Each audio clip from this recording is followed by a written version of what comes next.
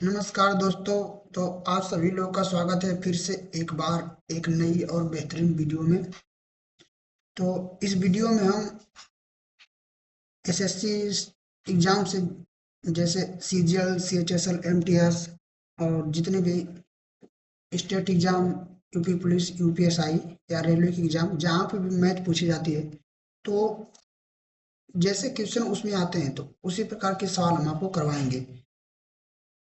इससे आप अपने को भी एक बार आप जांच सकते हो कि कहाँ मुझे सवाल कितना आता है, मेरी तैयारी कितनी हुई है। और दूसरी बात, अगर आपको सवाल नहीं आएगा तो मैं बिल्कुल उसका पूरा एकदम अच्छे से इतना निचोड़ बताऊंगा उसके सारे कंसेप्ट आपको, तो आप वहाँ से सीख सकते हो।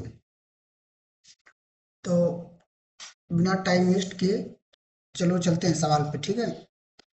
और एक बात कि आप पहले खुद से भी ट्राई करना सवाल को, ठीक है। तो पहला हमारा सवाल क्या है? सवाल नंबर एक है, मतलब ये समझो कि तीसरा सवाल है, लेकिन इसको तुम समझो कि पहला है। सेक ए प्लस टेन ए बराबर 5/2, तो सेक ए माइनस टेन ए बराबर क्वेश्चन मार्क। मतलब तुमको दिया है सेक ए प्लस टेन ए बराबर 5/2, तो हमको सेक ए माइनस टेन ए का मान बताना है। देखो यह सवाल त्रिकोणमिति का है, तो ये कैसे लगेगा? पहले तो इसको पूरा बेसिक से समझो क्या इसका कंसेप्ट है, उसके बाद तुमको मैं तुरंत भी बताऊंगा कि कैसे आप देखते इस सवाल को उड़ा दोगे, ठीक है। अगर तुमको पीछे की चीज पता रहेंगी ना कि बैकग्राउंड में क्या इसका सीन है, तो आप ऐसे उड़ा दोगे। जिनको पता है वो समझ रहे होंगे, है ना। चलो एक पेन ले लेते हैं। क्या दिया है? सेक ए प्लस टेन ए।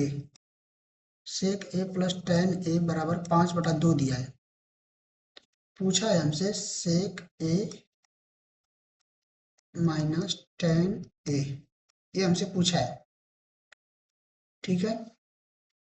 हमको पता होता है कि सेक ए और टेन में जो संबंध है वो एक त्रिकोणमिति का, जो हमारी एक आइडेंटिटी होती है, sec square A minus tan square A बराबर 1। ये हमारा एक फार्मूला होता है, जो कि त्रिकोणमिति में यह क्या होता है, फार्मूला हमारा होता है sec square minus tan square A बराबर 1। जब हमने इस सवाल को देखा तो हमारे दिमाग में यही याद आया, क्यों? क्योंकि इसमें सेक और टेन ए थे। और जो हमारा फार्मूला हमको त्रिकोणमिति से होता है, त्रिकोणमिति में वो होता है sec square minus tan square बराबर 1। आई बात समझ में?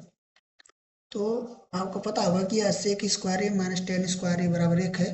तो आप इसको एक तरह से देख सकते हो, ए इसको ए मान लो, मतलब कि ए बराबर सेक ए रख लो। ए बराबर क्या हो जाएगा? सेक ए। अब बी बराबर टेन ए। अगर तुम ऐसे मान लोगे तो या ए स्क्वायर या हो जाएगा या माइनस का चिन्ह फिर बी स्क्वायर बराबर 1। मतलब जैसे अगर तुम इसको ए मान लो, इसको बी, तो हमको पता है कि जब ए स्क्वायर माइनस बी स्क्वायर, तो ये बीज गणित का फार्मूला होता है जिसका बराबर क्या होता है?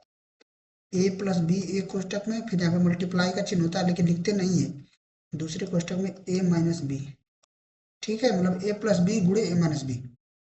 यहाँ पे गुणा का चिन्ह है लेकिन लिखा नहीं गया है कोष्टक के बीच में। तो अगर इस फार्मूले पे इसको हम खोलेंगे, मतलब इस जो हमारा सूत्र है, तो ये कैसे क्या हो जाएगा? सेक स्क्वायर ए, बस ये जो ऊपर वाला फार्मूला है ए स्क्वायर माइनस बी स्क्वायर, उसी की जगह जो फार्मूला ए प्लस बी ए माइनस बी है उसी तरह रख देना है बस। सेक ए स्क्वायर माइनस टेन ए स्क्वायर बराबर क्या हो जाएगा? एक तो एक बराबर दिया है तो उसको ठीक है लिखेंगे, लेकिन इसके बराबर क्या हो जाएगा यार? ये हो जाएगा सेक ए प्लस टेन ए एक कोष्टक में, ठीक है। अब दूसरे क्वेश्चन क्या हो जाएगा? अच्छा रुक जाओ, इधर लेते हैं इसको, ठीक है ना, इधर दिखेगा नहीं आप लोग को। सेक इसका माइनस टेन इसका बराबर 1 होता है, अगले पेज पर लेते हैं। ओके, तो हमारा हो जाएगा सेक ए स्क्वायर माइनस टेन स्क्वायर ए। तो फार्मूला क्या हो जाएगा? जब ये खुलेगा ए स्क्वायर माइनस बी स्क्वायर से, तो ये हो जाएगा सेक ए प्लस टेन ए एक कोष्टक में। और दूसरे क्वेश्चन में सेक ए, मतलब कि ए की जगह सेक है और बी की जगह टेन है, तो ए प्लस बी और ए माइनस बी। ठीक, और ये किसके बराबर, ये पूरा है बराबर एक के, अरे भाई एक के तो है ना, ये पूरा sec square minus tan square, तो इसके बराबर हमने फार्मूला से इसको इतना लिख दिया, उसके बराबर एक लिख दिया। ठीक, अब इसको हटाओ, ठीक है, क्योंकि हमें तो इसका मान दिया और इसका पूछा है, तो इसी के बारे में बात करेंगे ना। तो सेक ए प्लस टेन ए, दूसरे कोष्टक में सेक ए माइनस टेन ए बराबर एक। ठीक, अब देखो सेक ए प्लस टेन ए दिया है और सेक ए माइनस टेन ए पूछा है, तो हम क्या करेंगे, सेक ए माइनस टेन ए इसको यहीं पर रख देंगे, सेक ए माइनस टेन ए इसको यहीं पर रख देते हैं बराबर, इधर एक है, एक यहाँ पे अंगूठा का चिन्ह है ना, तो जब इधर जाएगा बराबर के इस साइड ही आएगा तो ये भाग में चला जाएगा। भाग का मतलब होता है कि बटे में, यानी हर में आएगा यह चीज, सेक ए प्लस टेन है। ठीक है, इतना तो आपको पता होगा ना कैसे इधर आ रहा है, यहाँ पे गुणा का चिन्ह है, तो जब यहाँ पे गुणा है तो इधर आएगा तो क्या हो जाएगा, भाग में। अब भाग का मतलब होता है भिन्न, अब भिन्न का मतलब वो जब चीज आएगा तो बटा में जाएगा। बस ये रख दो यहाँ पे, इसका मान पूछा है, इसका मान दिया है, तो सेक ए माइनस टेन का मान पूछा है बराबर एक बटा, यहाँ आप चाहो तो आप लिख सकते हो सेक ए माइनस टेन बराबर एक।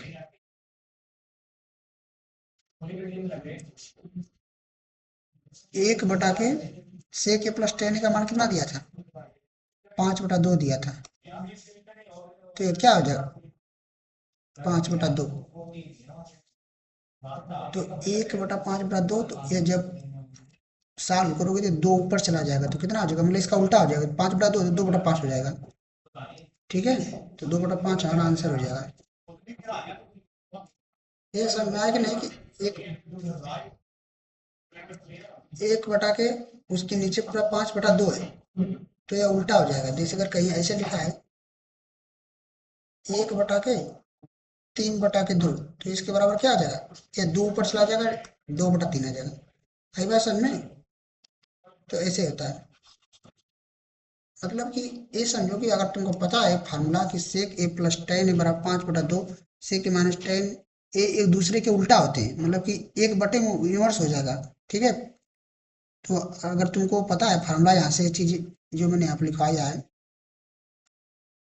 सेक ए माइनस टेन ए बराबर 1/, सेक ए प्लस टेन ए, मतलब एक इसका मान दिया है तो इसको उल्टा कर देंगे इसके मान को, अगर इसका मान दिया है सेक ए प्लस टेन ए को, तो सेक ए माइनस टेन का जो मान दिया रहेगा अगर मान लो, तो उसको एक बटा के उल्टा कर देंगे, मतलब अंश का हर का अंश, मतलब एक बटे में कर देंगे। ठीक है, तो हमारा आंसर कितना आ जाएगा, 2/5।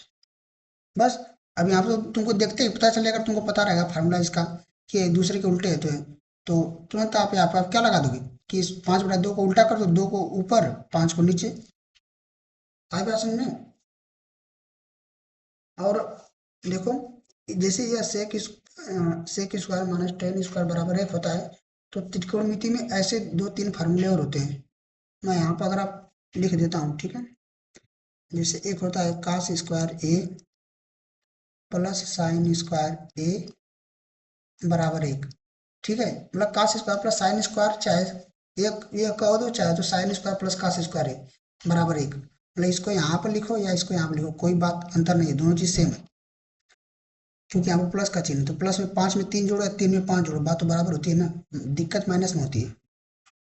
तो और दूसरा ये 3 आपको याद रखनी है, 3 इसे आइडेंटिटी बोलते हैं, मतलब सर्व समीका, सेक ए square minus ten E square A बराबर एक, मतलब एक जो कोई भी चीज हो सकता है, थीटा हो सकता है, बी हो सकता है, ये मतलब कोई कोण है, कोण कोई एंगल, और यहाँ पर क्या हो जाए कासेक स्क्वायर ए माइनस ए की जगह वो हो सकता है थीटा दे दे तो भी बात बराबर है। ठीक है, ये 3 फार्मूले हैं जो मतलब इसका अगर या तो कभी कभी डायरेक्ट पूछ देता कि कास square A plus sine square बराबर कितना होगा, ऐसे पूछ देगा आपसे, तो आपको पता होना चाहिए एक होता है। इसी प्रकार जो इसे sec square minus tan square बराबर एक है, ऐसा सवाल इससे बना था, ऐसा ही सवाल कासेक स्क्वायर माइनस काट स्क्वायर ए बराबर एक, इस फार्मूले को लेकर बनाया जा सकता है। आपको कासेक ए प्लस कॉट ए का मान दे देगा, पूछ सकता है कि कोसेक ए माइनस काट ए का मान बताओ। तो सेम ऐसे होगा, कॉसेक ए और प्लस कॉट ए बराबर 1/, मतलब इसका यह क्या होगा, उल्टा होगा। समझ में आया ना, जिसे वो सेक सेक वाला था, क्योंकि इसमें भी वही ए स्क्वायर माइनस बी स्क्वायर बराबर ए प्लस बी ए माइनस बी का फार्मूला लग गया। ठीक है, तो इसको भी आप याद रखना है। कोई दिक्कत यहाँ तक? अगर किसी को कोई दिक्कत यहाँ तक हुई है तो आप उसको कमेंट कर देना, ठीक है। हाँ, चलिए अगला सवाल देखते हैं। यह सवाल क्या है कि दिया है x-1/x बराबर 3, तो x घाते 4 प्लस 1/x घाते 4 का मान बताइए।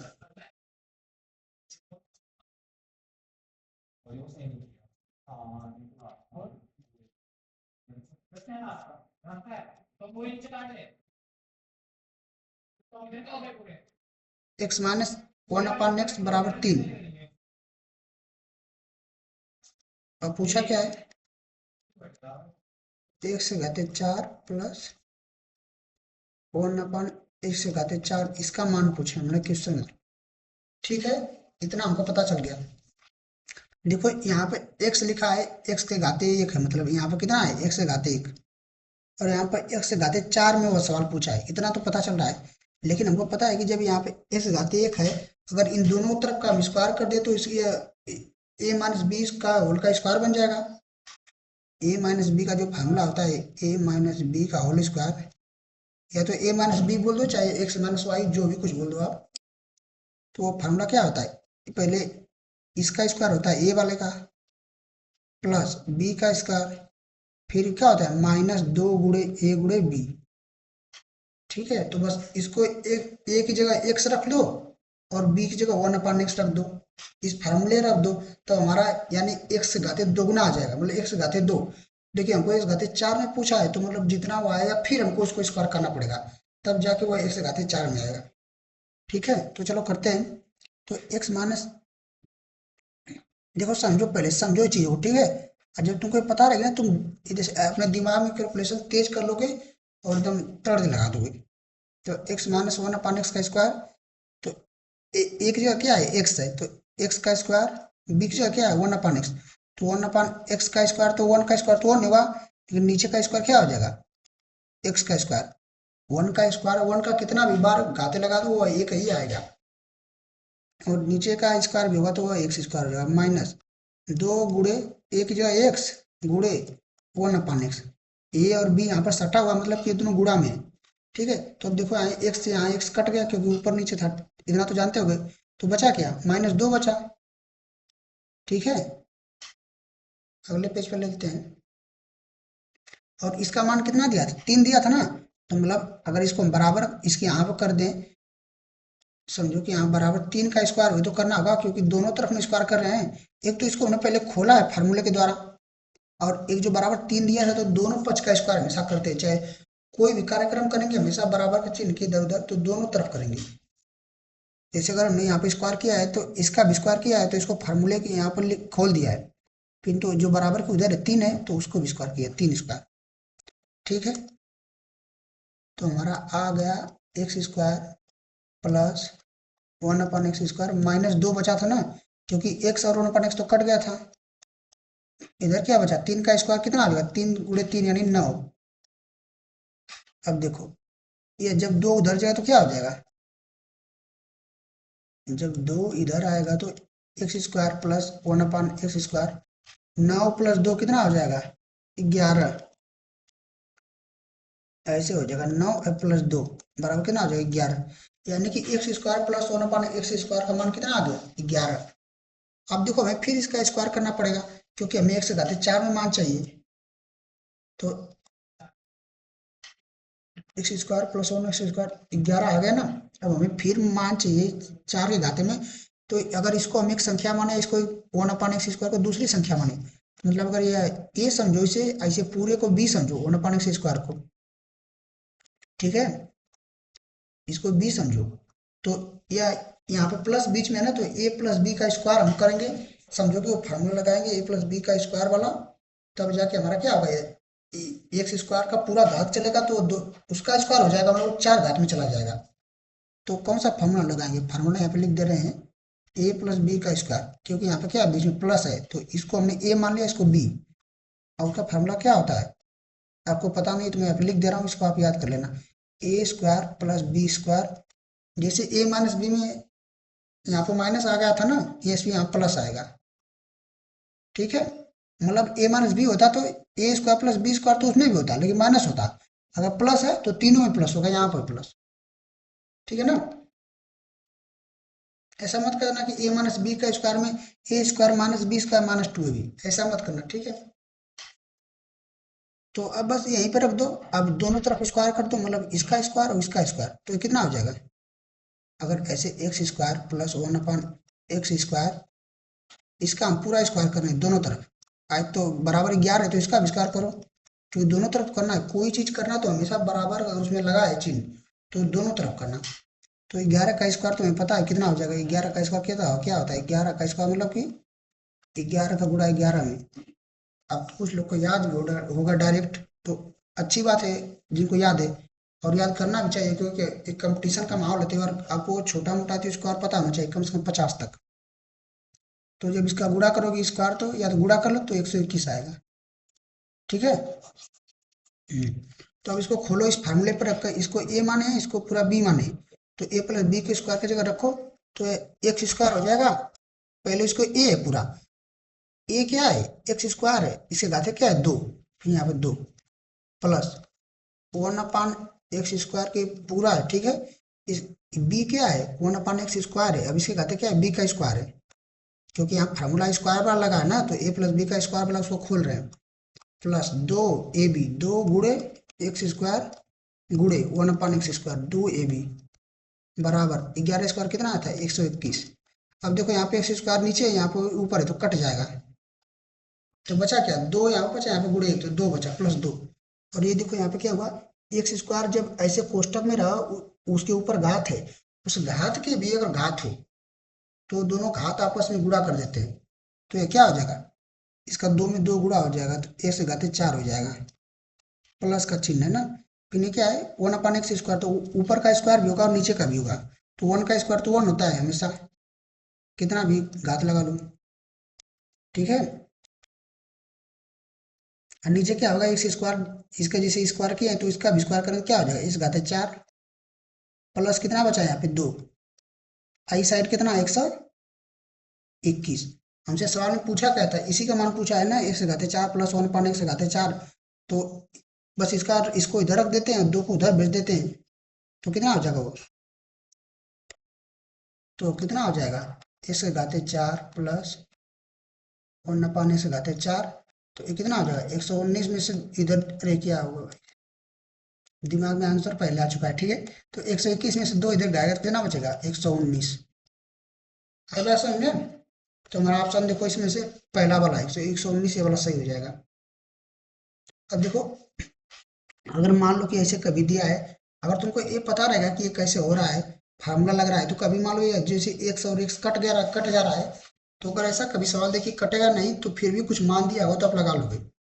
ठीक है, जैसे कुछ लोग रट लेते हैं कि x square plus 1/x square बराबर के, जब कटेगा तो के स्क्वायर माइनस 2, ऐसे जो फार्मूला होता है, लेकिन उसको भी आप रट लो, कोई बात नहीं। वो कब कटेगा? जब और एक्स और दोनों एक्स क्या होंगे? कट जाएंगे, 1/x में रहेंगे जब। जैसे अगर मान लो कि मैं बता दूं एक्स प्लस 1/x बराबर क्या है? कोई संख्या मान लो के है, के मतलब क्या? कोई संख्या। तो अगर आपसे कोई डायरेक्ट पूछ रहा है कि x square plus 1/x square मान क्या होगा, तो क्या करेंगे? इसका स्क्वायर कर देंगे तो इधर प्लस 2 बचेगा, x square plus 1/x square plus 2, क्योंकि ये तो कट जाएंगे। तो जब प्लस 2 इधर जाएगा तो और के का भी स्क्वायर हुआ रहेगा, तो ये क्या हो जाएगा? के स्क्वायर, और जो प्लस 2 इधर है क्या होगा? माइनस में आ जाएगा, -2। इसी प्रकार अगर एक्स माइनस 1/x का मान के दिया है और हमसे पूछ क्या रहा है? X square plus 1/x square, तो इसमें देखो -2 ये भी आता है ना, जबकि ए स्क्वायर प्लस बी स्क्वायर तो इसमें भी आता है, क्योंकि जो -2 आएगा वो इधर जाएगा, क्या हो जाएगा? प्लस हो जाएगा। मतलब अब इस दोनों तरफ का स्क्वायर करेंगे तो के स्क्वायर प्लस 2। तो जब यह मान दिया है, जब यह दिया है तो के स्क्वायर -2 इसके फार्मूला और जब ए सी माइनस वन पर नेक्स्ट दिया है तो ये फार्मूला। अब फिर अगर आगे एक्स घाते 4 में पूछ जाए तो फिर इन दोनों का स्क्वायर कर दो, तो मतलब ए प्लस बी का स्क्वायर लगा, जैसे फार्मूला उन्होंने बताया है बात समझे? तो आप फार्मूला याद कर सकते हो, बस मेन फार्मूला जो मैं बताया हूँ कि ए प्लस बी का स्क्वायर बराबर A square plus B square plus 2ab, एक ही है फार्मूला। ए माइनस बी का स्क्वायर, मतलब ए और बी लिए कोई भी संख्या हो सकती है, 3 5 एक्स वाई जेड, मतलब बस ये समझो कि उसके जगह रखना है, बस उसको उठाकर चिपका देना है। जैसे एक जगह मान लो एक्स है तो इसमें भी एक जगह एक्स रखाएगा तो वो हो जाएगा X square plus Y square, अगर बी की जगह वाई होगा तो। इसी प्रकार ए माइनस बी का स्क्वायर क्या हो जाएगा, A square plus B square minus 2ab। इसी प्रकार अगर ऐसे हो कि ए स्क्वायर अलग फिर माइनस बी स्क्वायर, तो ये हमने क्या भी बताया था, ए प्लस बी दूसरे कोष्ठक में माइनस बी। ठीक है, अब देखो जब कभी ऐसे दिया हो कि A square plus B square plus 2ab, तो उसके बराबर आप ए प्लस बी स्क्वायर भी लिख सकते हो, मतलब इधर साइड से उधर भी जा सकते हो, क्योंकि बराबर तो बीच में साइन लगा है ना। तो इसी प्रकार अगर ए प्लस बी माइनस बी दिया हो तो उसको आप ए स्क्वायर माइनस बी स्क्वायर भी लिख सकते हो, अगर ऐसा सवाल में कहीं आएगा तो। ठीक है, अभी अगर आपको नहीं समझ में आया तो बस इतना समझ लो, कहीं आएगा तो मैं समझाऊंगा, लेकिन इन फार्मूलों को आप याद रखो, ये बार बार यूज होते हैं, जैसे जैसे फार्मूले आएंगे मैं आपको बताता जाऊंगा। तो यहाँ तक दिक्कत कोई दिक्कत नहीं हुई होगी। अब चलते हैं हम एक अपने दूसरे सवाल पर नेक्स्ट। ठीक है, क्या है? बोल सवाल क्या है, पढ़ो एक बार बढ़िया ध्यान से, और एक बार खुद से ट्राई करो।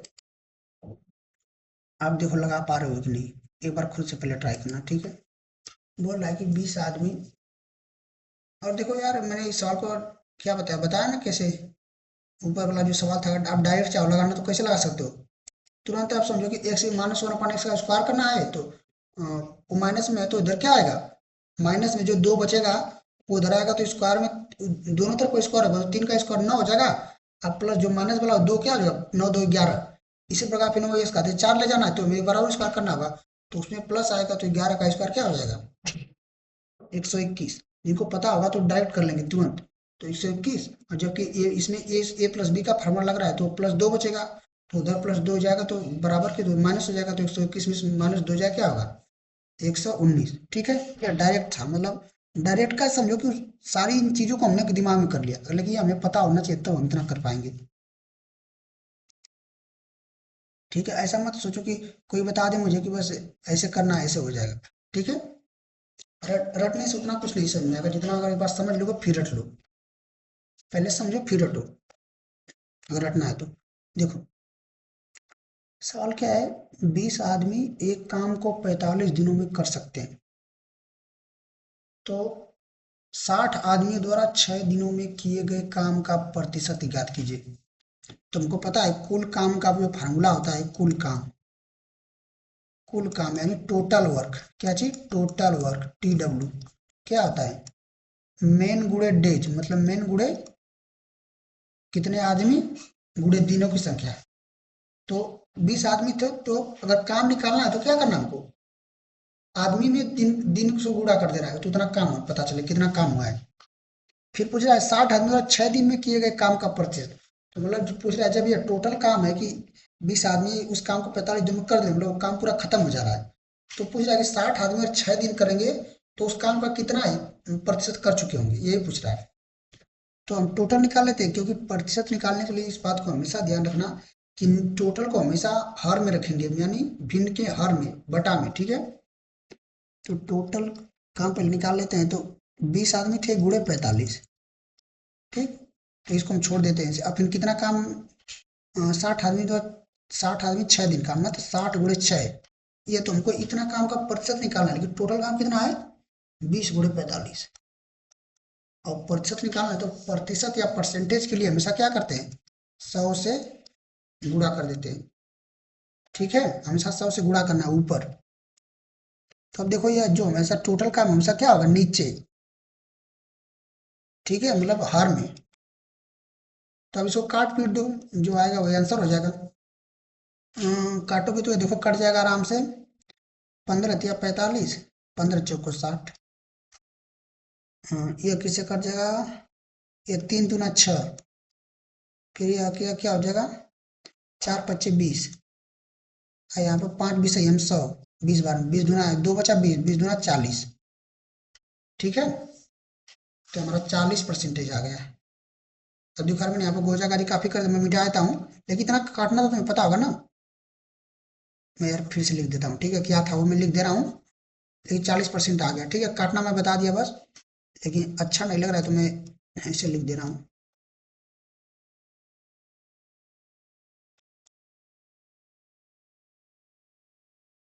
तो हमारा 40%, यानी ऑप्शन नंबर सी वाला सही हो जाएगा। तो देखो यार, ऐसे ही सवाल आपके एग्जाम में आएंगे, इस बात को आप दिमाग में क्लियर रख के चलो। अगर आपका कॉन्सेप्ट क्लियर होगा तो कैसा भी सवाल आए आप उसको उड़ा दोगे। ठीक है, एकदम मजा आ जाएगा। तो चले दूसरे सवाल पे। देखो ये बहुत छोटा ही सवाल था, लेकिन कॉन्सेप्ट पता होगा तो आप एकदम तुरंत उसको कर दोगे, ज़्यादा समय नहीं लगेगा आपका। बढ़ते हैं अगले सवाल पे अपने। तो अगला सवाल हमारा ये है। देखो मैंने इंग्लिश में भी कुछ सवाल को टाइप कर दिया है और हिंदी में भी, ताकि कुछ लोग को दोनों में मतलब किसी किसी भाषा में कोई समस्या होती है तो आप देख सकते हो। ठीक है, क्या बोल रहा है, मैं हिंदी में ही पढ़ूंगा, क्योंकि अगर कोई शब्द ऐसा होगा जो इसका हिंदी में मतलब नहीं समझा तो उसको इंग्लिश से उठाएंगे। ठीक है, क्या बोल रहा है, एक नाव द्वारा धारा के अनुकूल 18 किलोमीटर जाने में लिया गया समय कि धारा के प्रतिकूल 10.8 किलोमीटर जाने में लिए गए समय के बराबर है। ठीक, पहले एक बार सवाल को स्थिर दिमाग से पढ़ो। स्थिर जाल में ना स्थिर जल जाल में बोल रहा हूँ, स्थिर जल में नाव की, अरे यार यहाँ पे देखो मैं भूल गई, यहाँ पे नाव की चाल है, नाव की चाल, नाव की चाल 8 किलोमीटर प्रति घंटा है। तो नाव को धारा के प्रतिकूल 45 किलोमीटर जाने में कितना समय लगेगा घंटों में। ठीक है, देखो एक बार मैं तुमको इसको एकदम बेसिक से, मतलब इसका जो कॉन्सेप्ट है उसको पूरा बताते हुए समझाऊंगा। जब कॉन्सेप्ट समझ जाएंगे तो कई बार डायरेक्ट करने की कोशिश करेंगे। ठीक है, तो इसके पीछे जो भी विज्ञान है, साइंस है, उसको समझते हैं, जो कॉन्सेप्ट है। बोल रहा है एक नाव द्वारा धारा के अनुकूल, ठीक है, धारा के अनुकूल का क्या मतलब होता है, धारा के अनुकूल, धारा के अनुकूल, अनुकूल मतलब कि क्या होता है इंग्लिश में, डाउन स्ट्रीम। यहाँ पे आप लिख लो डाउन स्ट्रीम। ठीक है, डाउन स्ट्रीम। धारा के अनुकूल का मतलब कि जैसे कोई नदी है, ठीक है, उसका पानी तो आप देखते हो बहता रहता है, ऐसे फ्लो मारता है ना, हिलोरा मारता है कहते हैं गाँव में, मतलब ऐसे ना, जब अरे क्या बोलते हैं, नदी ऐसे पूरा बहती है, तो जब उसमें कोई तैराक हो, जैसे कोई तैरने वाला है, कोई नाव हो, जब वो जिस जिस दिशा में नदी बह रही है, जिस दिशा की तरफ, अगर नाव भी उसी दिशा की तरफ चल रही है, मतलब दोनों सेम दिशा में चल रहे हैं, धारा के अनुकूल, अनुकूल का मतलब होता है कि फेवर में, मतलब उसके साथ में। अनुकूल का मतलब क्या होता है, फेवर, मतलब उसके साथ में, वो उसका विरोध नहीं कर रही है। तो अगर नाव जो है वो नदी की धारा के साथ चलेगी तो उसकी स्पीड क्या होगी, बढ़ जाएगी भाई, जाहिर सी बात है। ठीक है, तो इसे धारा के अनुकूल बोलते हैं। तो अगर मान लो मैं बता दूं कि जो क्या बोलते हैं, ये तो समझ में आया धारा के अनुकूल का मतलब ना। तो अगर माना मैंने कि जो नाव की चाल है स्थिर जाल में, अरे स्थिर जल में, यार जाल बार बार आ रहा है, नाव की चाल, नाव की चाल जो स्थिर जल में, उसको मान लेते हैं कि वो x किलोमीटर प्रति घंटा है। ठीक है, और दूसरा क्या, धारा की चाल, मतलब धारा मतलब नदी की चाल, धारा बोल दो या नदी, जो भी बोल दो, धारा या नदी, नदी की चाल क्या है, अगर मैं मान लूँ y किलोमीटर प्रति घंटा है, y किलोमीटर प्रति घंटा। ठीक है, और तो अगर धारा के अनुकूल वो नाव बह रही है, जो नाव चल रही है, तो उसका स्पीड कितना हो जाएगी। देखो यह जो नाव की चाल, ये तो स्थिर जल में, जब पानी ठहरा है, कोई बह, कोई मतलब धारा चल नहीं रही, नदी बह, नदी बिल्कुल शांत है नदी, लेकिन जब नदी स्पीड में बह रही होगी, जब तो उसमें प्रवाह रहा होगा, तो तब हमको बताना है कि उस नाव की चाल कितना हो जाएगी। तो नाव की चाल हमेशा कितना हो जाएगा उस समय, तो उसको बोलते हैं डाउन स्ट्रीम। तो उसको डी से दर्शा रहे हैं, जो चाल होगी डाउन स्ट्रीम में, धारा के अनुकूल के समय नाव की चाल को डी से हम दर्शा रहे हैं, तो कितना आ जाएगी, इसके नाव की चाल में धारा की चाल क्या होगी, जुड़ जाएगी, क्योंकि एक साथ बह रहे हैं ना, तो x+y हो जाएगा। ठीक है, डी बराबर x+y, मतलब कि धारा के साथ अगर धारा के अनुकूल चल रही है तो नाव की चाल कितनी हो जाएगी, एक्स प्लस वाई। एक्स क्या है? एक्स जो है धारा नाव की चाल है, जब वो पानी ठहरा है एकदम, कोई इसमें बहाव नहीं है। और वाई क्या है? नदी की चाल है, नदी कितनी स्पीड से बह रही है, धारा चल रही है। इतना बात समझ में आई? अब आपको और बताते हैं। एक होता है धारा के प्रतिकूल, क्या चीज? धारा के प्रतिकूल या नदी के प्रतिकूल, जो भी बोल लो। धारा के प्रतिकूल, देखो अनुकूल मतलब क्या होता है? फेवर में, यानी साथ साथ। अब प्रतिकूल मतलब क्या होता है? उल्टा, यानी विरोध कर रहा है कोई चीज। वो स्थिति आपके प्रतिकूल है, ठीक है, इसे बोलते हैं प्रतिकूल। उसी प्रकार धारा के प्रतिकूल चल रहा है, मतलब कि वो क्या है? धारा के फेवर में नहीं है, उल्टा चल रहा है, उल्टा बह रहा है कोई चीज। इसे अंग्रेजी में बोलते हैं अप स्ट्रीम। ठीक है। तो हमने क्या माना था? हमने माना था कि नाव की चाल जो है वो स्थिर जल में कितना है? एक्स है। तो अगर और अगर हम इस स्थिति में देखें कि नाव की चाल क्या होगी, यदि अ, धारा के प्रतिकूल कोई नाव चल रही है, मतलब धारा इस दिशा में जा रही है, जैसे धारा इधर जा रही है। अच्छा, इसको यहाँ पे दर्शा भी देते हैं। जैसे अगर धारा इधर जा रही है नदी, तो अगर नदी इधर बह रही है तो नाव भी इधर बह रही है। ठीक है, तो ये हमारी अनुकूल दिशा हो गई। अगर मान लो यहाँ पे नदी इस तरह बह रही है, नदी इस तरफ बह रही है, ठीक है, नदी। और नाव क्या है? नाव इस तरफ बह रही है, तो क्या होगा भाई? टकराव होगा ना, मतलब नाव की स्पीड कम हो जाएगी, क्योंकि नदी इसको पीछे ढकेलेगी, तो नाव की स्पीड क्या होगी? कम हो जाएगी। अगर नदी की स्पीड बहुत ज्यादा हो गई, कि नाव की स्पीड से ज्यादा हो गई, तो क्या होगा? नाव चल ही नहीं पाएगी, मतलब नाव रुक जाएगी, या तो कहोगे पीछे जाने लगेगी, आगे नहीं बढ़ पाएगी। ठीक है, लेकिन तो हम यहाँ मानते हैं, हमेशा दिमाग में रखिए कि जो नाव की चाल है वो नदी की स्पीड से कुछ ना कुछ ज्यादा है, मतलब नदी की स्पीड बहुत ज्यादा नहीं है कि नाव की स्पीड से ज्यादा हो गई है। ठीक है। तो इसकी हमने चाल कितना माना था नदी का? वाई माना था, और नाव की क्या है? एक्स। तो इस स्थिति में हमें बताना है, मतलब धारा के प्रतिकूल दिशा में उसको हम यू से दर्शा रहे हैं, उस दिशा में जो नाव की चाल होगी उसको यू से दर्शा रहे हैं। तो उस दिशा में नाव की चाल क्या हो जाएगी? नाव की चाल तो एक्स है, इसमें से धारा की चाल को हम क्या करेंगे? घटा देंगे, वही तो नाव की चाल आ जाएगी उस दिशा में, प्रतिकूल दिशा में। बस नहीं है? तो यहाँ तक कोई दिक्कत? देखो, एक तो हमारा धारा के अनुकूल दिशा में चाल यह है एक्स प्लस वाई, और धारा की प्रतिकूल दिशा में नाव की चाल क्या है? ना हो, चाहे कोई व्यक्ति हो, कुछ भी हो सकता है, तो उसका चाल क्या होगा? X minus y. तो अगर इसको हम सॉल्व करें, एक क्या है? डी बराबर एक्स प्लस वाई। अगर इसको हम सॉल्व करें तो हमारा हो जाएगा। देखो अभी मैं बता रहा हूँ, कंसेप्ट ऐसे निकल के आएगा, ठीक है। अगर तुम इन दोनों को जोड़ोगे ना, तो ए वाई वाई कट जाएगा, इधर टू एक्स हो जाएगा।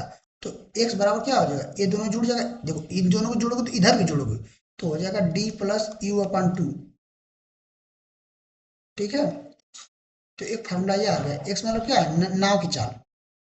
और वाई मतलब, अभी फिर इसे वाई सॉल्व करोगे तो मतलब इसको घटा दोगे, डी में से यू को घटा दोगे, तो डी वाई का क्या आ जाएगा? D minus u upon two. अरे यार देखो, यहाँ से मैं बता दे रहा हूँ, अगर इसको तुम इसको जोड़ोगे ना, तो ये वाई वाई कट जाएगा, ये हो जाएगा टू एक्स, इधर आएगा डी प्लस यू, तो टू एक्स बराबर डी प्लस यू, तो एक्स बराबर d u plus upon two हो जाएगा। इसी प्रकार अगर इसमें मान रख दोगे एक्स का, तो वाई का मान निकलेगा y d minus u upon two. ठीक है। तो ये हमारी आ गई हमारी नाव की चाल। ऐसे इसको ऐसे बोल दो कि एक्स क्या है? स्थिर जल में नाव की चाल, स्थिर पानी में, मतलब पानी ठहरा है, स्थिर जल में नाव की चाल। और यह क्या है? धारा की चाल, मतलब नदी की प्रवाह, नदी की जो प्रवाह की चाल बोल दो, धारा की बोल दो, नदी का बोल दो, जो कुछ सवाल में ऐसे शब्द देगा, नदी की चाल है, क्या है? वाई से इसको दर्शाते हैं। तो इतना कॉन्सेप्ट अगर क्लियर है, तो अब सवाल को थोड़ा आगे मतलब बढ़ते हैं। ठीक है। तो क्या बोल रहा है? यदि एक, अब सवाल में क्या दिया है? एक नाव द्वारा धारा के अनुकूल, मतलब धारा के साथ में 8 किलोमीटर 18 किलोमीटर जाने में लिया गया समय धारा के प्रतिकूल 10.8 किलोमीटर जाने में लिया गया समय के बराबर है, यदि स्थिर जल में नाव की चाल, देखो स्थिर जल में दे दिया, यानी एक्स का मान दिया कितना? 8 किलोमीटर प्रति घंटा। तो नाव को धारा के प्रतिकूल 45 किलोमीटर जाने में कितना समय लगेगा? तो हम मान लेते हैं कि वह जो धारा की चाल है वह क्या है, वाई है। और एक्स का मान कितना दे दिया इस सवाल में, एक्स का मान दे दिया 8 किलोमीटर प्रति घंटा, 8 किलोमीटर प्रति हावर या घंटा। ठीक है, वाई हमने मान लिया है कि वो धारा की चाल है, वाई क्या है, वाई धारा की चाल है। देखो अभी मैं समझा रहा हूँ तो आपको थोड़ा समय लगेगा, लेकिन जब आप एक बार समझ जाओगे अच्छा से तो आपको ये सब चीजें आसान लगने लग जाएंगी, है ना। तो समय तो देना पड़ेगा अगर किसी चीज को सीखना है तो। फिर क्या बोल रहा है, यदि 18 किलोमीटर अनुकूल जा रहे हैं मतलब उसके साथ जा रहे हैं और 10.8 किलोमीटर बराबर जा रहे हैं मतलब उल्टा दिशा में जा रहे हैं, तो दोनों में समय बराबर लग रहा है। ठीक है, तो समय बराबर फार्मूला क्या होता है, समय का फार्मूला क्या होता है, समय का फार्मूला क्या होता है भाई, समय बराबर क्या होता है, दूरी बटा चाल होता है ना। इतना तो पता होगा आपको, समय बराबर दूरी बटा के चाल। ठीक है, तो दूरी हमको दिया है, चाल हम यहाँ से निकाल दे रहे हैं, तो समय बराबर कर देते हैं। तो धारा के अनुकूल दिशा में कितना दूरी थी, 18, तो चाल कितनी हो जाएगी, या 100 अनुकूल दिशा में चाल कितनी हो जाएगी, बटा के दूरी 18 हो गई। अब चाल कितनी हो जाएगी, दोनों जुड़ जाएगी ना। तो एक्स तो 8 दे दिया, वाई का मान पता नहीं तो इसको 8 प्लस वाई कर देंगे। ठीक है, क्योंकि जुड़ जाएगी धारा के अनुकूल दिशा में, चाल इतना हो जाएगी 8 प्लस वाई बराबर 10.8 किलोमीटर, वो उल्टा दिशा में जा रहा है। उल्टा में चाल क्या होती है, घट जाती है, तो 8 में से वाई क्या होगी, घट जाएगी। ये समझो कि नाव की चाल में से ही धारा को घटाएंगे, तभी तो नाव आगे बढ़ेगी, नहीं तो अगर धारा की चाल ज्यादा हो जाएगी तो भैया जब नदी ज्यादा तेज से बहेगी तो नाव क्या हो जाएगी, पीछे पलट जाएगी। समझे, तो इसलिए हमेशा ये 8 में से वायु घटाएंगे, ऐसा नहीं कि वाई में से 8 को, वो गलत हो जाएगा। ठीक है, कॉन्सेप्ट को समझो। ठीक है, चलो आगे बढ़ते हैं भाई लोग। अब इसको तुमको सॉल्व करना है, वाई का मान निकाल लो। फिर आगे सवाल में क्या पूछा है, पूछ रहा है धारा के प्रतिकूल 45 किलोमीटर जाने में कितना समय लगेगा। तो धारा के प्रतिकूल 45 किलोमीटर जाने में मतलब 8 माइनस वाई, वाई जब निकाल लोगे तो चाल तो पता चली जाएगी धारा के प्रतिकूल वाली चाल, तो उसमें उसी से भाग देना है, दूरी में तो समय निकल जाएगा बस। तो इसको सॉल्व करो, देखो और मैं सॉल्व करूँ यहाँ से तो एक कट जाएगा, 18 कर्म 18, 18 छः 108, यहाँ पे 10.6 हो जाएगा बस। तो ये अब इतना देखो मैं, ये देखो जब ऐसे यहाँ भी ऊपर हो यहाँ भी ऊपर, जो इस तरह काट सकते हैं नीचे वाले को बराबर की इधर साइड से काट सकते हैं, जैसे 18 इस ऊपर है ना, तो इधर बराबर जो ऊपर दिया है मतलब अंश में दोनों को काट सकते हैं, मतलब भाग दे सकते हैं। इसी प्रकार नीचे ऐसे कुछ कटने वाला हो तो नीचे वाले को काट सकते हैं। ठीक है, ये बात याद रखो।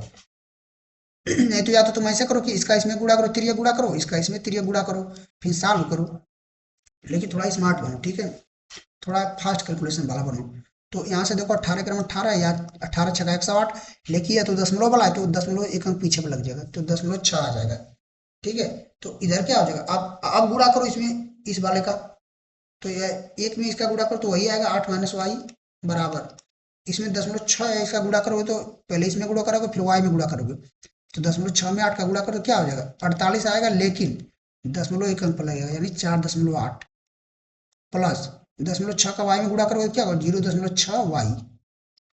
ठीक है, अब इसका थोड़ा गंदा लग रहा है तो मैं हटाता हूँ, बाकी आपको समझा दिया काटने कैसे कटा है। अब देखो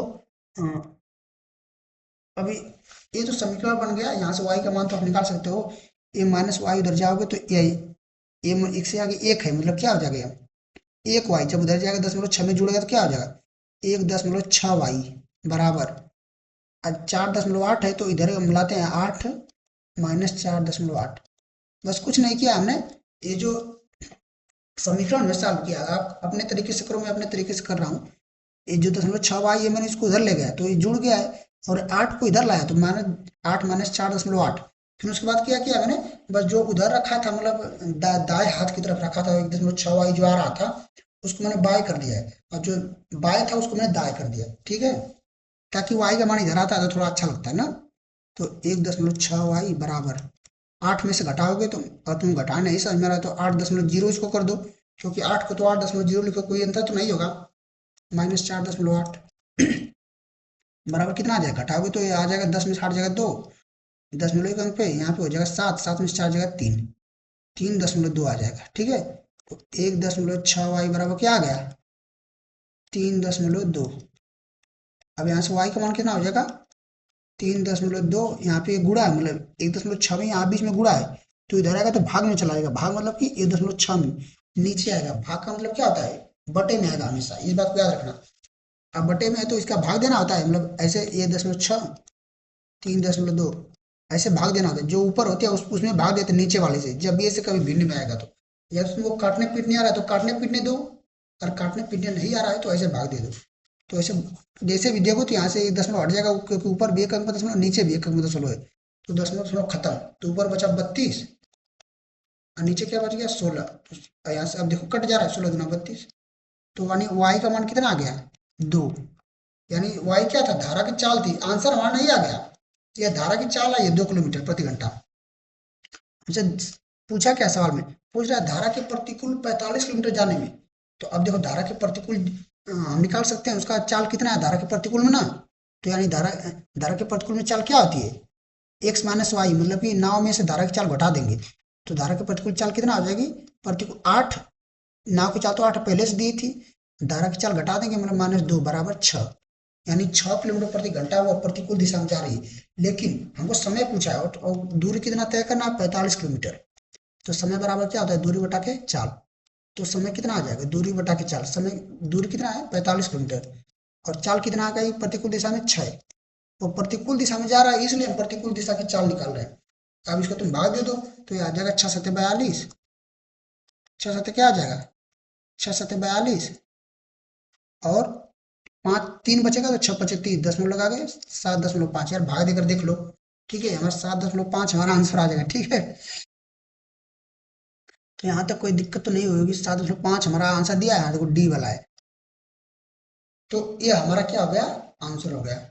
अब देखो इसको हम थोड़ा सा आपको दिमाग को तेज करवाने के लिए थोड़ा सा आपका एक्सरसाइज करवाते हैं कि ये तो बड़ा लंबा हो गया, लेकिन आपको थोड़ा सा हम इसको समझाते हैं। देखो हमको यहाँ से पता है कि उसने सवाल में पहले दे रखा है कि जब वह 18 किलोमीटर अनुकूल जाता है और 10.8 किलोमीटर प्रतिकूल जाता है, तो दोनों में समय बराबर हो गई। जब समय बराबर हो गई तो हमें पता होता है कि चाल बराबर क्या होता है, चाल बराबर क्या होता है, दूरी बटा के समय। जब उसने समय दे दिया, क्या होगा, समय उसको बराबर कर दिया, तो समय को हटा दो इस फार्मूले से, तो चाल किसके समानुपाती होगी, दूरी के। मतलब चाल का जो अनुपात होगा वह दूरी के अनुपात के क्या होगा, बराबर होगा। अब देखो तुम समझ पा रहे हो या नहीं, ये मैं नहीं समझ पा रहा हूँ, लेकिन इतना मैं जानता हूँ, मैं बता रहा हूँ जिसको समझो। ये समय इसने बराबर दिया सवाल में कि इस स्थिति के अनुसार समय बराबर ले रहा है, तो इसके अनुसार चाल का जो अनुपात आएगा ये बराबर दूरी का अनुपात बराबर होगा। तो हम चाल का अनुपात निकाल लेते हैं, और दूरी हमें दी है तो आराम से निकल जाएगी, ठीक है। तो देखो कहाँ गया, चाल कितना है, चाल हमारी दूरी पर चाल निकालते हैं, चाल किस दिशा में, पहले अनुकूल दिशा में, अनुकूल दिशा में चाल क्या होगी, एक्स प्लस वाई, क्या होगी, एक्स प्लस वाई। भाई अनुकूल दिशा में चाल तो एक्स प्लस वाई होगी ना, एक्स प्लस वाई। जबकि तो अनुकूल दिशा में हम मान रहे हैं कि उसको डी से दर्शा रहे हैं, ठीक है, डी से मतलब डाउन स्ट्रीम, ठीक है, डी लिख दे रहे हैं, छोटे में लिख दे रहे हैं, एक्स प्लस वाई नहीं लिख रहे हैं। और प्रतिकूल दिशा में वो यू। अब इसी के जैसे ऊपर अनुकूल ली हो तो दूरी भी अनुकूल ऊपर वाला लो, इसे यहाँ पे बराबर करोगे दूरी का, ये चाल का अनुपात ले रहे हैं, और ये दूरी का अनुपात, ये चाल का अनुपात और दूरी का अनुपात बराबर है, क्यों, क्योंकि हमने बताया था कि समय बराबर उसने दिया है। तो दूरी का अनुपात क्या हो जाएगा, डी मतलब डाउन स्ट्रीम, डाउन स्ट्रीम मतलब अनुकूल, अनुकूल दिशा में कितना जा रहा है 18 जा रहा है, और प्रतिकूल दिशा में कितना जा रहा है 10.8। अब देखो इसको काट दो तुम, ये कट जाएगा, अभी देखो मैंने काटा 18 से 6, तो ये एक में ये क्या 10.6, तो 1/10.6, तो ये दशमलव ऊपर जाएगा तो ऊपर जो होगा 10/6, और 10/6 में 2×5=3, ये दशमलव जो नहीं ऊपर जाएगा तो एक जीरो पड़ जाएगा, जब इसे काटोगे तो 2×10 2×3, यानी 5/3 इसका रेशियो आ गया, किसका, डी बटा यू का। आई बात समझ में। तो क्या हुआ इस, मतलब कि जो हमारी अनुकूल दिशा में वो और प्रतिकूल दिशा में जो उसका रेशियो है वो 5/3 आ गया। और यहाँ देखो एक बात यहाँ से पता चलेगी अभी तुमको देखना। अभी हमको पता चला कि जो स्थिर जल में नाव की चाल है वो 8 किलोमीटर प्रति घंटा है। क्या है, स्थिर जल में नाव की चाल क्या है, 8 किलोमीटर प्रति घंटा है। अभी हमने बताया था कि स्थिर जल में नाव की चाल कैसे निकालते हैं, एक्स बराबर डी प्लस यू अपॉन 2, मतलब दोनों को जोड़कर प्रतिकूल दिशा और अनुकूल दिशा में चाल को जोड़कर आधा कर देंगे। ठीक है, तो यहाँ पर प्रतिकूल दिशा में अनुकूल दिशा में समझो कि रेशियो दिया है, तो उनको जोड़ोगे तो एक्स जो हमारा आ जाएगा वो कितना आ जाएगा, 5 3 8, इसका आधा करो क्या हो जाएगा 4, यानी कि एक्स कितना आ गया 4 आ गया। लेकिन एक्स क्या है, स्थिर जल में नाव की चाल, वो 4 थोड़ी, वो तो 8 दिया है। लेकिन असल में यहाँ से अनुपात से आ रहा है 4 और दिया है 8, मतलब कि असल में क्या हो रहा है, दोगुना हो रहा है। ठीक है, तो इसी प्रकार प्रतिकूल दिशा में चाल कितना है, अगर इस रेशियो के अनुसार देखो 3 है, मतलब अपृष्ठ में क्या 3 है, तो जब यहाँ पे दूना हो रहा है तो ये चाल भी यहाँ भी दूना हो जाएगी, मतलब अपृष्ठ में चाल कितनी आ जाएगी, 3 दूना 6। ठीक है, तो हमारी चाल कितना आ गई, 6 आ गई। आई बात समझी नहीं, तो तो यहाँ भी देखो 6 आई थी नहीं चाल, यहाँ पर पीछे हमने निकाला था। तो जब प्रतिकूल दिशा में चाल 6 आ गई, तो दूरी हमको दिया है 45, तो 45 में 6 से भाग दे दो, समय बराबर दूरी बटा 4 होता है, तो 45 बटा 6 भी भाग दिया था, 7.5 आ गए। देखो कैसे इतना इतने में सवाल लग गया। लेकिन तुमको ये सब पीछे पता होना चाहिए कि पीछे क्या करामात हुई है पीछे भी। ठीक है, पीछे क्या कहानी, क्या वो मतलब रची गई है संरचना, उसके बारे में पता होना चाहिए, तभी इतना में हो जाएगा।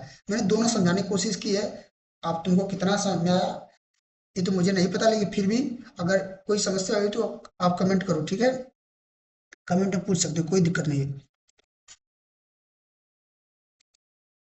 अब हमारे पास एक सवाल और देखते हैं, कोई लगाते हैं। एक सवाल हमारा ये है, ये हमारा क्या सवाल है, इसको पढ़ते हैं। क्या बोला है, कोई व्यापारी एक वस्तु के अंकित मूल्य पर 12% की छूट देता है और 18 वस्तुएं खरीदने पर 3 वस्तुएं मुफ्त में देता है, मुफ्त मतलब फ्री में देता है। ले भैया 18 वस्तु खरीद ले, 3 ठे फ्री में ले ले। फिर क्या बोल रहा है, और पूरे लेन देन पर 32% का लाभ, और पूरे जब वो ऐसा करता है तो उसे 32% लाभ भी मिलता है। मान लीजिए कि एक ग्राहक 18 वस्तुओं के लिए पे करता है, मतलब भुगतान करता है, मतलब कोई ग्राहक है, कस्टमर, वो 18 वस्तु खरीदता है, तो वस्तु का अंकित मूल्य उसके क्रय मूल्य से कितना अधिक है, यानी कि अंकित मूल्य यानी मार्केट प्राइस है, और कास्ट क्रय मूल्य मतलब कास्ट प्राइस, तो कास्ट प्राइस से कितना अधिक है, जिससे अधिक पूछ रहा है तो उसको नीचे रखेंगे, भिन्न में यानी बटे में रखेंगे, हर में। तो एमपी बटा सीपी गुड़े पूछ रहा है, 12% छूट देता है, मतलब 12% छूट, मतलब 12/100, तो इसको जब काटोगे तो 4 तिया 12, 4 25 100, यानी 3/25, यानी 3 का छूट देता है। 3 का छूट देता है तो 25 में बेच रहा है, और 3 का छूट दिया तो वो असल में जब 3 का छूट दिया वो 25 का टोटल कितना बेचा, 25 में से 3 घटाएंगे तो 22/25 इतना बेचा, तो यानी 22/25 गुड़े। फिर क्या आगे बोल रहा है कि 18 वस्तु खरीदने पर, नहीं, 18 वस्तु खरीदने पर 3 की मुफ्त देता है, यानी कि टोटल कितना दे दिया, 21 वस्तु दे दिया, मुफ्त में कितना दिया है, फ्री में 3 दिया है। यानी इसको जब काटेंगे तो इसको भिन्न करेंगे, 1/7, 3 कम 3 3 7 21। अब देखो यार, इसका जो विस्तृत रूप लगाएंगे तो बहुत बड़ा हो जाएगा वो, ऐसे समझो कि बस हम उसको कितना लाभ वो कमा रहा है उसको हम समझते जा रहे हैं। 3 कम 3 3 7 21, तो ये एक वस्तु जो फ्री में दिया मतलब बेचा कितने में होगा, यानी 6 बेचा होगा ना, यानी 6/7 में से घटाएं क्या होगा, 6/7 में बेचा होगा, यानी 6/7।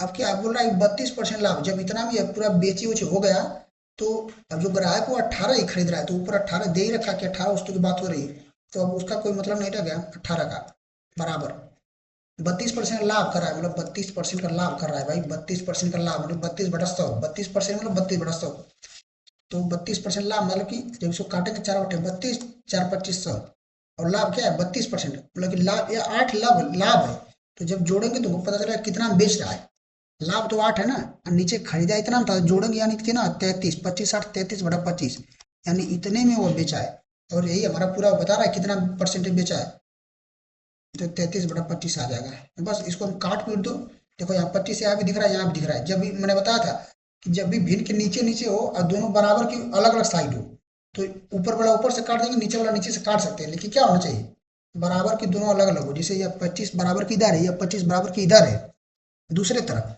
तो इसको हम काट सकते हैं भाई। तो यहाँ 25 से उड़ गया, ये उड़ गया, काम खत्म। इधर देखो 11 से कट रहा है, 11 से कट रहा है, 11 33, 11 दूना 22, इसी प्रकार क्या हो जाएगा, ये 3 से यहाँ कट जाएगा, 3 दूनी 6, तो यहाँ फिर 2 दूना 4, क्या होगा एमपी बटा सीपी बराबर, ये 7 उधर जाएगा तो 7, जो 2 दूना 4 हो जाएगा तो नीचे आ जाएगा, इधर बराबर की इस साइड आएगा, तो तो 60/4 यानी 7/4 क्या है, एमपी बटा सीपी का, लेकिन हमसे पूछ रहा है वो अंकित मूल्य उसके क्रय मूल्य से कितने अधिक है, यानी समझो कि अंकित मूल्य 7 है और क्रय मूल्य 4 है, तो कितना अधिक है, 3 अधिक है। और कितने से अधिक है, 4 से, यानी हमेशा नीचे वाले को लेते हैं ना, कितना से अधिक है परसेंटेज में, तो 3/4 अधिक है, उसको परसेंटेज में पूछ रहा है, तो गुणे 100 कर दो। अब इसको काट पीट दो, 4×25 100, 4×25 हम 100, ठीक है। 3/4 गुणे 100 करोगे तो कितना आ जाएगा, यहाँ से 25 बार कट जाएगा, 25 या 75, यानी 75% आ जाएगा। ठीक है, इसको मिटाया था, थोड़ा गंदा लग रहा है ना।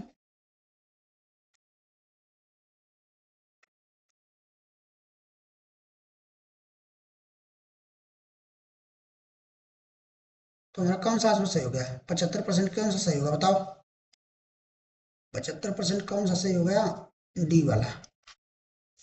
ठीक है, तो ये था हमारा सवाल, और इतने क्वेश्चन हमने आपको करवाए, 5 सवाल करवाए, लेकिन पांचों मतलब अच्छे सवाल थे, और उनके कंसेप्ट मैंने बिल्कुल आपके सामने खोल कर रख दिया है। तो जिन लोग को बार बार समस्या होती है कंसेप्ट में, या चीज़ें दिक्कत करती है, तो ऐसे ऐसे ही हम सवाल लेते रहेंगे और आपको समझाते रहेंगे। इससे जिन लोग को आ रहा है उनकी भी प्रैक्टिस हो जाएगी, और जिन लोगों को नहीं आ रहा है उनको तो पूरे कॉन्सेप्ट क्लियर हो ही रहे हैं।